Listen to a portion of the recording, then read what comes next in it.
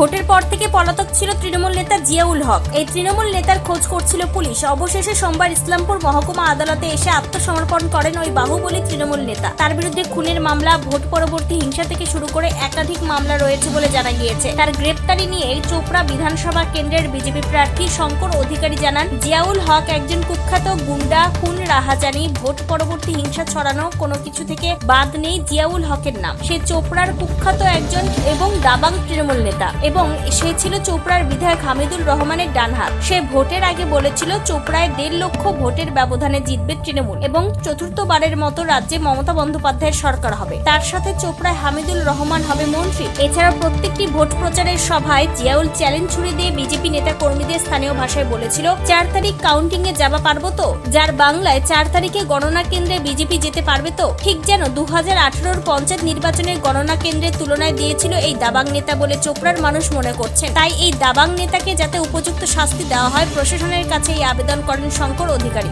অন্যদিকে বিজেপি চোপড়া 3 নম্বর মন্ডল সভাপতি প্রদীপ রায় বলেন, তৃণমূলের এই দাবাং নেতাকে বিভিন্ন অপরাধের কারণে রিমান্ডে নেওয়া হোক এবং পুলিশ সঠিক তদন্ত করুক তার বিষয়ে। এছাড়াও তিনি জানান, এরপরে হামিদুলের পালা। চোপড়ার বাহুবলী তৃণমূল নেতা জিয়াউল হকের গ্রেপ্তারিতে কি বললেন চোপড়ার বিজেপির 3 নম্বর মন্ডল সভাপতি প্রদীপ রায়, শুনে নেওয়া যাক।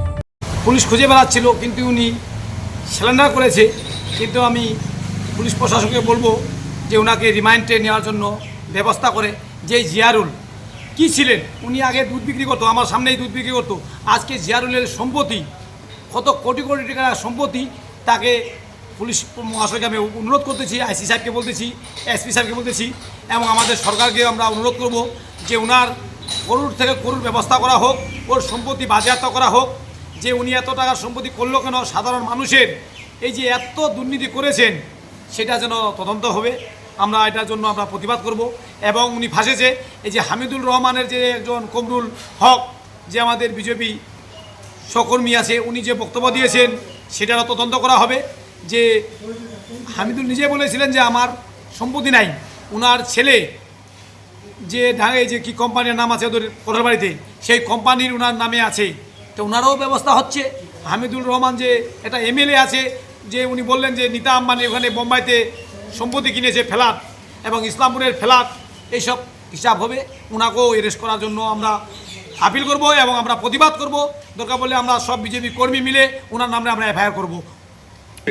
আমি আগে বলেছিলাম বিরোধীকে, যেখানে আমি বলেছিলাম যে কলকাতা ব্রিগেডে যে কি চ্যানেলে বলেছি, সেই চ্যানেলটা এখন আজকে পর্যন্ত ভিউয়ার্স হয়েছে 2,70,00,000। তার মধ্যে আমার একটা চ্যানেলে যদি 2,70,00,000 ভিউয়ার্স হয়, যে আমি বলেছিলাম যে মিনি পাকিস্তান করেছিলেন এখানকার বিধায়ক হামিদুল রহমান। আমি এখানে কি হিন্দুর জন্য না, মিনি পাকিস্তান মানে যে হিন্দুদেরকে অত্যাচার না, এখানে সিপিএম কর্মী ওনার বাড়ি হাফ গজ দূরে থেকে গুলি করে মারেছিলেন। তিনি তো মুসলমান, তা মিনি পাকিস্তানের যে বিষয় না, এখানে সিপিএমকে অত্যাচার করেছে, কংগ্রেসকে অত্যাচার করেছে, বিজেপিকে তো বলে দেয়। আজকে যদি বিজেপি সরকার হেরে যেত তা আমার তো লাশ পড়তো আজকে।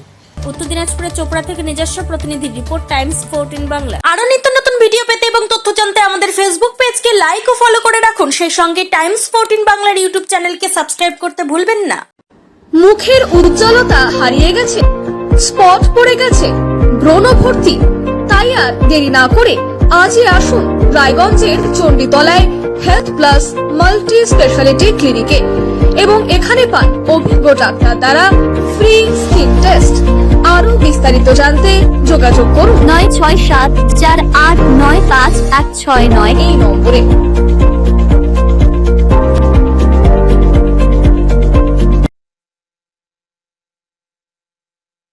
আজ তোমার বিয়ে, সাজলো নতুন সাজে